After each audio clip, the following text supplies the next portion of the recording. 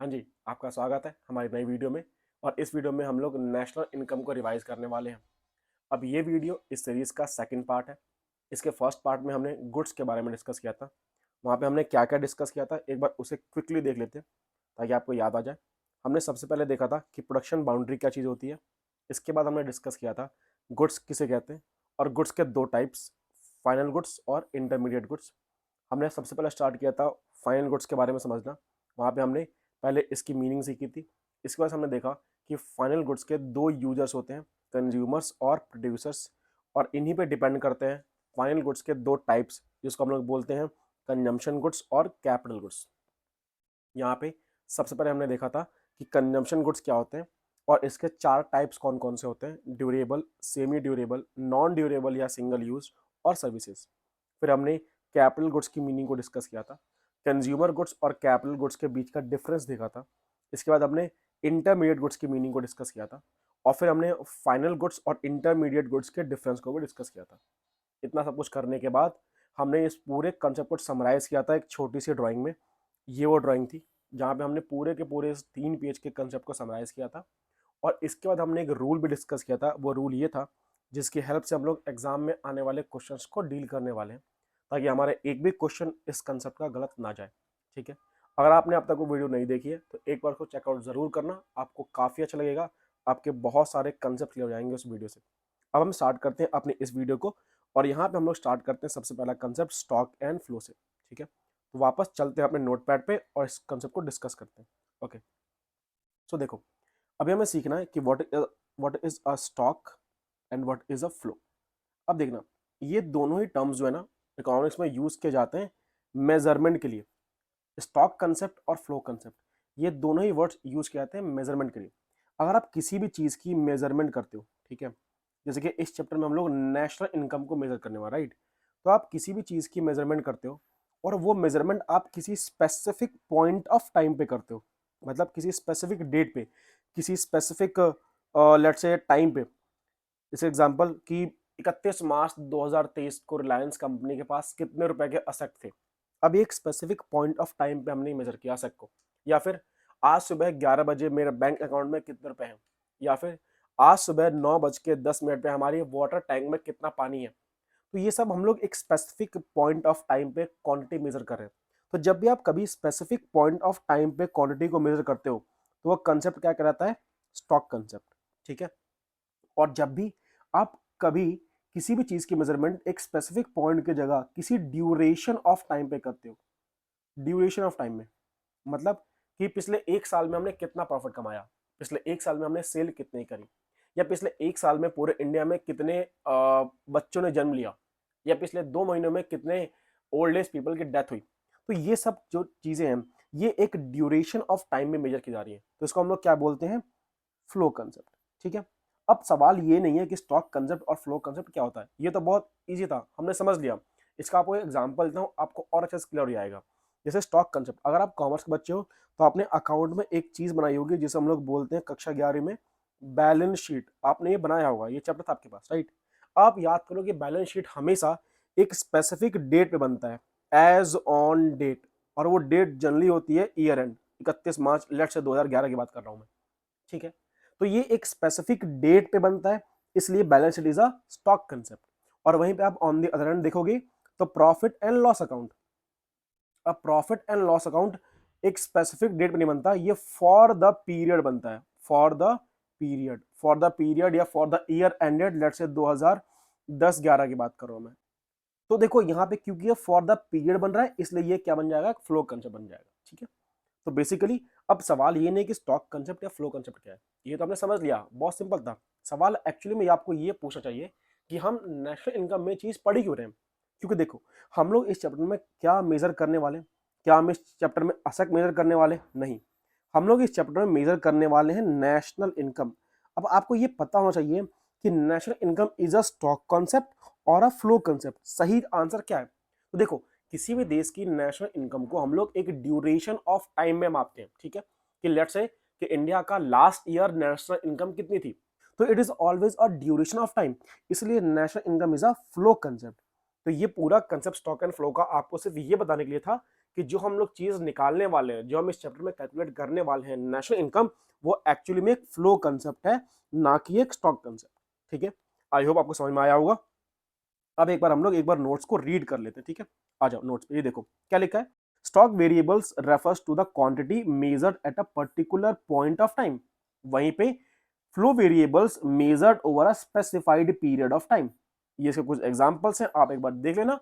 I hope आपको ये stock and flow clear हो गया होगा। ठीक है, इसके बाद हम लोग आगे बढ़ते हैं। हमें नेक्स्ट चीज डिस्कस करनी है सर्कुलर फ्लो ऑफ इनकम, जिसको हम लोग हिंदी में आय का चक्रीय प्रवाह भी बोलते हैं। इसके कुछ और नाम भी है, circular flow in a simple economy, या circular flow of income in a two sector economy, या circular flow of income in a closed economy. अब ये सब अलग अलग नाम क्यों हैं और इसका क्या कंसेप्ट है, एक बार को वो डिस्कस करते हैं इन डिटेल। ठीक है, चलो आ जाओ, यहाँ फोकस करना। देखो, सर्कुलर फ्लो ऑफ इनकम ये कंसेप्ट समझने से पहले आपको एक इकोनॉमिक्स का बहुत ही बेसिक सा कंसेप्ट पता होना चाहिए, जो कि एक्चुअली में आपको क्लास 9th के इकोनॉमिक्स में ही सिखा दिया जाता है। ठीक है, और वो इकोनॉमिक्स का कंसेप्ट ये है कि इकोनॉमिक्स में जब भी आप किसी भी चीज़ की प्रोडक्शन की बात करते हो, तो उस प्रोडक्शन के लिए आपको कुछ फैक्टर्स ऑफ प्रोडक्शन की रिक्वायरमेंट होती है। ठीक है, जब भी आप किसी प्रोडक्शन की बात करते हो, तो उस प्रोडक्शन के लिए आपको फैक्टर्स ऑफ प्रोडक्शन की रिक्वायरमेंट होती है। और ये फैक्टर ऑफ प्रोडक्शन सिर्फ 4 होते हैं। कौन कौन से? लैंड, लेबर, कैपिटल और एंटरप्रेन्योर। ठीक है, तो ये 4 फैक्टर्स ऑफ प्रोडक्शन होते हैं। जब भी इकोनॉमिक्स में आप किसी भी चीज की प्रोडक्शन करने वाले हो, तो आपको इन चारों ही फैक्टर्स की रिक्वायरमेंट होगी। जब ये चारों फैक्टर्स आप इकट्ठे कर लोगे, तो इनकी हेल्प से आप प्रोडक्शन कर पाओगे। ठीक है, अब सर्कुलर फ्लो ऑफ इनकम का कंसेप्ट ये बोलता है कि ये चारों की चारों फैक्टर्स हाउस होल्ड्स के द्वारा ओन किए जाते हैं, आपके और मेरे जैसे कॉमन आदमियों के द्वारा।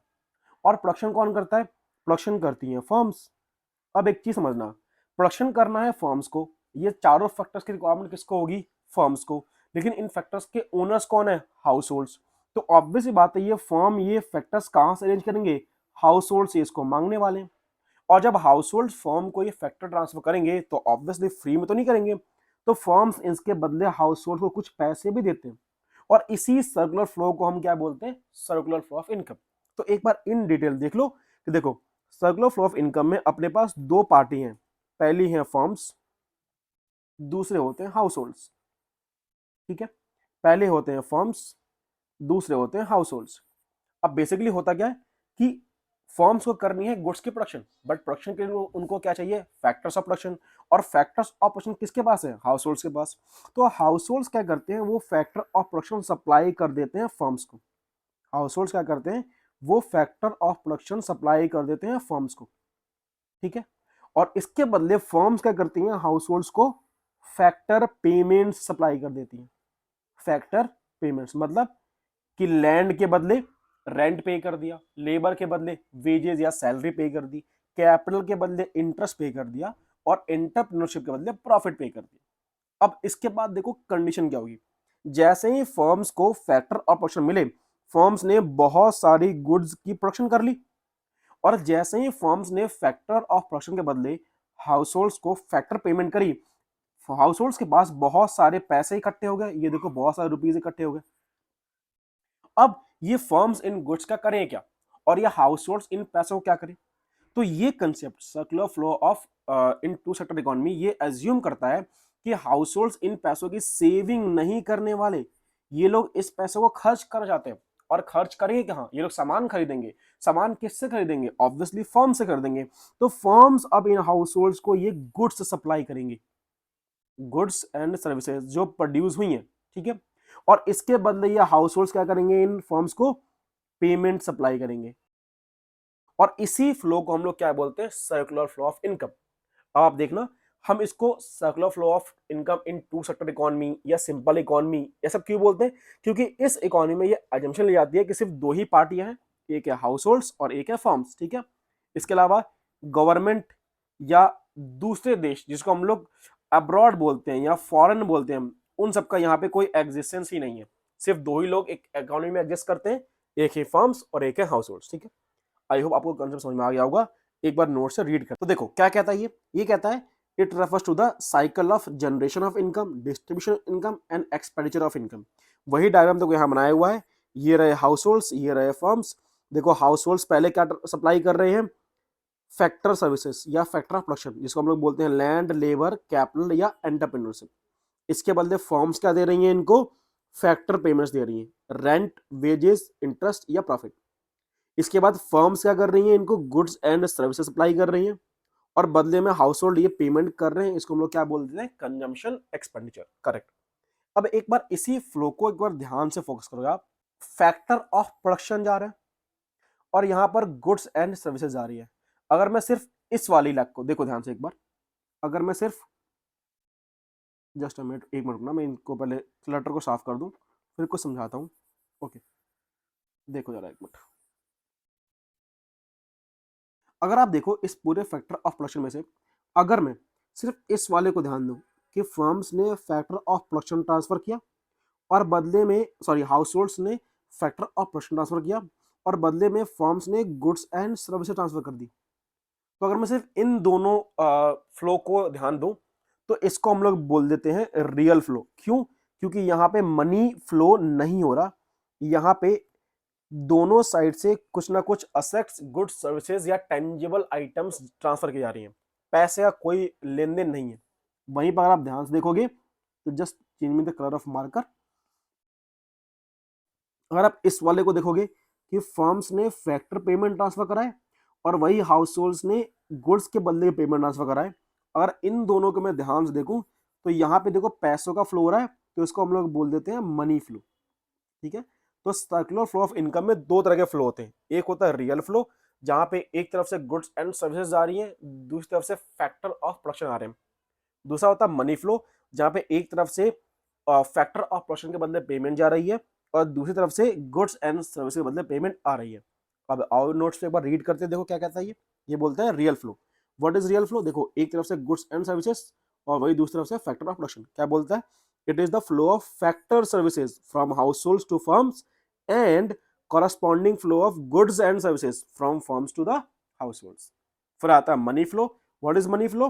So it is the flow of factor payments from firms to the households and corresponding flow of consumption expenditure from households to the firm। ठीक है, तो ये बेसिकली हमारा रियल फ्लो और मनी फ्लो का कंसेप्ट भी खत्म होता है।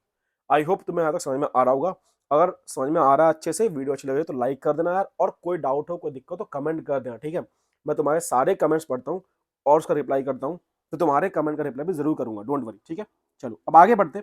नेक्स्ट कंसेप्ट हमारे पास factor income and transfer income.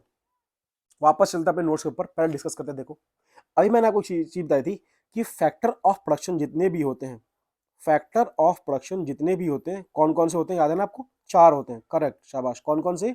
Land, labour, capital और एंटरप्रेन्योरशिप। और इन चारों के ओनर कौन है? House holds. अब देखो, जब भी इकोनॉमी में कोई भी पर्सन इन में से कोई सा भी फैक्टर प्रोवाइड करता है, मतलब मान लो कि किसी कंपनी को लैंड की रिक्वायरमेंट है, मैंने अपनी लैंड अपनी जगह किराए पे दी, या उसने अपनी फैक्ट्री खोली कंपनी ने, उसको लेबर चाहिए, मजदूर चाहिए, मैं वहां जाकर काम कर रहा हूँ, या मैं असेट्स दे रहा हूँ, या मैं पैसा दे रहा हूँ, या मैं खुद जाके एज अ उसके बिजनेस को मैनेज कर रहा हूँ। मैं अगर कभी भी ये चार सर्विसेज प्रोवाइड करता हूँ, इसके बदले में फर्म्स मुझे पेमेंट कर रही हैं। इन शॉर्ट कि मैंने ये फैक्टर प्रोवाइड करे, उसके बदले मुझे फर्म से पेमेंट आ रही है, तो इसको हम लोग बोलते हैं फैक्टर इनकम। फैक्टर इनकम, ठीक है। ये एक बाइलेटरल रिलेशनशिप होती है। बाइलेटरल रिलेशन मतलब क्या? दो तरफा रिश्ता। मैंने फैक्टर ऑफ प्रोडक्शन प्रोवाइड करे फर्म्स को, उसके बदले फर्म्स ने मुझे इनकम प्रोवाइड करी, फैक्टर इनकम। वहीं पे दूसरी तरफ एक होती है ट्रांसफर इनकम। ये कौन सी इनकम होती है? ये होती है यूनिलैटरल इनकम। ठीक है, यूनिलैटरल रिश्ता मतलब ये एक तरफा रिश्ता भाई। ठीक है, यहाँ पे मैं कुछ प्रोवाइड नहीं कर रहा, मैं ना तो फर्म्स के लिए लैंड दे रहा हूँ, ना लेबर दे रहा हूँ, ना कैपिटल दे रहा हूँ, ना एंटरप्रेन्योरशिप दे रहा हूँ, कुछ भी फैक्टर प्रोवाइड नहीं कर रहा। उसके बदले में फ्री में मुझे पैसे मिल रहे हैं। फॉर एग्जाम्पल, गवर्नमेंट ने गरीब लोगों की हेल्प के लिए उनको सब्सिडी प्रोवाइड कर दी, तो वो गरीब लोग क्या गवर्नमेंट को कुछ बदले में दे रहे हैं? नहीं, सब्सिडी उनको फ्री में मिल रही है। तो this is a kind of transfer income. Example, आपके पापा जब जाके ऑफिस में जॉब करते हैं, काम करते हैं, तो वहां वो लेबर की सर्विस प्रोवाइड कर रहे हैं, ठीक है, उसके बदले उनको सैलरी मिलती है, तो वो उनके लिए क्या हो जाएगी, फैक्टर इनकम। लेकिन वही पापा जब आपके घर पे आते हैं और घर पे आने के बाद वो आपको अपनी सैलरी में से कुछ हिस्सा निकाल के आपको एज ए पॉकेट मनी दे देते हैं, तो आपने तो पापा के लिए कोई काम किया ही नहीं, आपने तो लेबर काम किया ही नहीं पापा के लिए, पर फिर भी पापा आपको पैसे दे देना, वो क्या कहलाएगी, ट्रांसफर इनकम। अब वापस से वही क्वेश्चन कि हमें पढ़ क्यों रहे, क्योंकि देखो फैक्टर इनकम को हम लोग नेशनल इनकम में काउंट करते हैं, ट्रांसफर इनकम को नेशनल इनकम में काउंट नहीं करते, ठीक है। तो अब ये कंसेप्ट खत्म था, एक बार रीड कर लेते, देखो नोट से क्या बोलता है। फैक्टर इनकम क्या होती है, it refers to the income received by the factor of production, ठीक है, for providing factor services in the production process. Obvious बात है कि मैंने फैक्टर सर्विसेज दी हैं प्रोडक्शन प्रोसेस में, इसलिए मुझे पैसा मिल रहा है। ट्रांसफर इनकम वहीं पे क्या होती है, ये बिना किसी सर्विस प्रोवाइड करे मिल जाती है, फ्री में है भाई, ठीक है। इसके बीच का डिफरेंस देख लो, it is a bilateral income, it is a unilateral income, ठीक है। एग्जांपल देखो, रेंट, वेजेस, इंटरेस्ट, प्रॉफिट, और यहाँ पे स्कॉलरशिप मिल रही है, ओल्ड एज पेंशन मिल रहा है, डोनेशंस या सब्सिडीज मिल रही है, ठीक है। तो आई होप आपको यहां तक की चीजें समझ में आई होंगी। अब तक हमने क्या कवर कर लिया, एक बार लिख लेते हैं। अब तक हमने कवर कर लिया है गुड्स के बारे में, इसकी कंप्लीट चीज हमने कवर कर ली है, फाइनल, इंटरमीडिएट, कैपिटल, कंजम्पशन, सब कुछ कवर कर लिया है।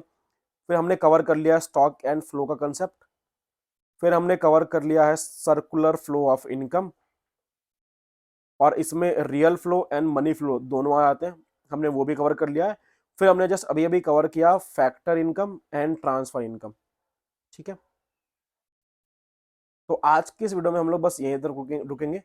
इसके आगे के वीडियो में हम आगे के टॉपिक्स को कंटिन्यू करेंगे। आई होप आपको समझ में आ रहा होगा, अगर आपको समझ में आ रहा है तो लाइक कर देना यार, फिर से बोलूंगा एक बार और आपको कोई भी डाउट हो तो आप कमेंट कर सकते हो बेझिझक, ठीक है। तो मिलते हैं आपसे अगली वीडियो में, तब तक के लिए गुड नाइट।